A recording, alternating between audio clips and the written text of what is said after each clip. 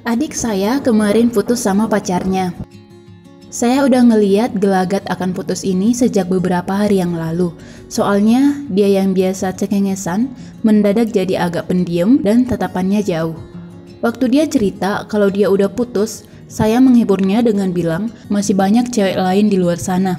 Dan dia masih punya banyak kesempatan untuk mengejar hal lain yang lebih penting. Beberapa hari berikutnya dia kelihatan lebih ceria. Mungkin dia udah mempraktekkan nasihat saya.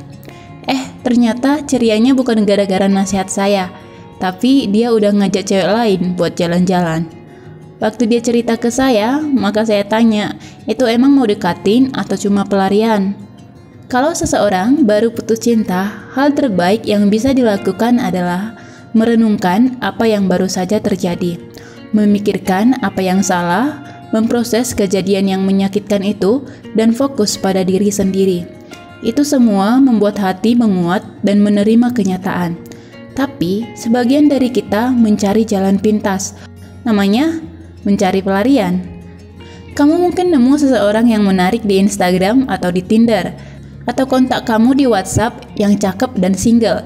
Setelah saling mengirim pesan, kalian pergi bareng, sekedar bersenang-senang, tanpa ada keinginan buat ngejalanin sebuah status hubungan. Kenapa ya? Karena pelarian terasa menyenangkan. Kenapa habis putus orang suka cari pelarian? Alasan kenapa seseorang mencari pelarian yaitu yang pertama, buat manas-manasin mantan.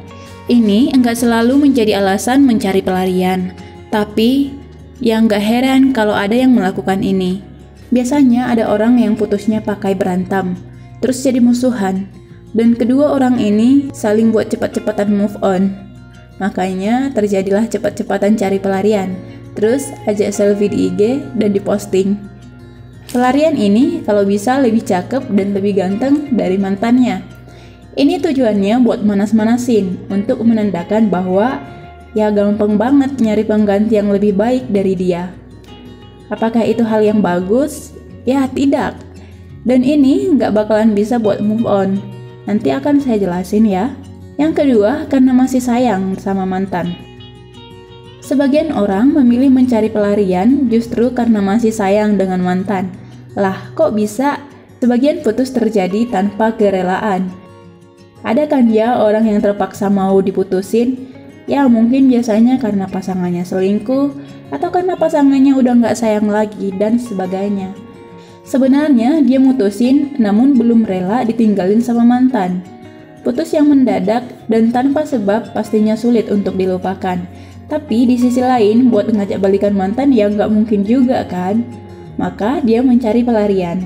Dengan mencari pelarian, mungkin rasa sayangnya sama mantan bisa dialihkan ke pelarian ini. Rasa sayangnya itu dipindahkan ke orang lain gitu, daripada dipendam dan jadi stres. Perlu diingat, alasan mencari pelarian berbeda-beda. Kalau kasusnya, karena diam-diam masih sayang sama mantan, ciri-cirinya itu biasa pelarian yang dipilih agak mirip sama mantannya, mungkin fisiknya atau sifatnya.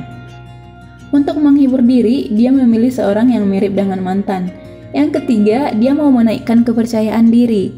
Alasan lain kenapa seseorang mencari pelarian adalah untuk menaikkan lagi kepercayaan dirinya. Putus cinta, terutama diputusin, bisa memberikan guncangan terhadap harga diri dan kepercayaan diri seseorang. Ya gimana enggak, ditinggal atau diduain kan membuat kita merasa seperti seolah-olah dibuang dan mudah digantikan. Kan kalau seseorang diputusin tuh, ngerasa kayak dia nggak diinginkan lagi.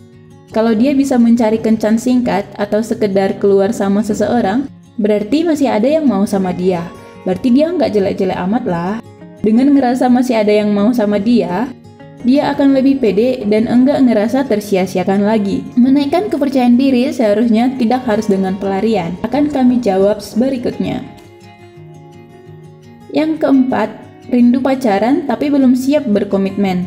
Alasan lain mengapa seseorang mencari pelarian adalah dia ingin merasakan manisnya pacaran, tahu pergi keluar dan nonton film berdua.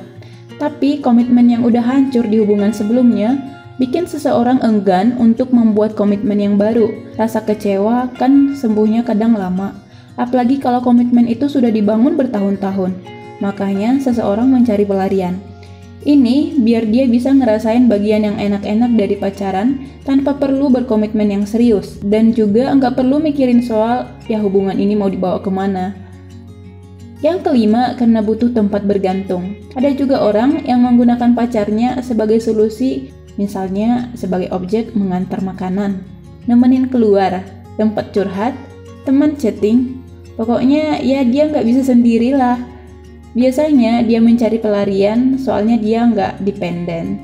Kebergantungannya sama orang ini nggak bisa dihilangin, dan si pelarian adalah tempat bergantung yang baru. Tapi dengan pelarian, apakah ngefek dengan move on? Akan dibahas di video berikutnya. Terima kasih sudah menonton video ini. Jangan lupa subscribe, share, dan like. Sampai bertemu di video selanjutnya. Bye-bye!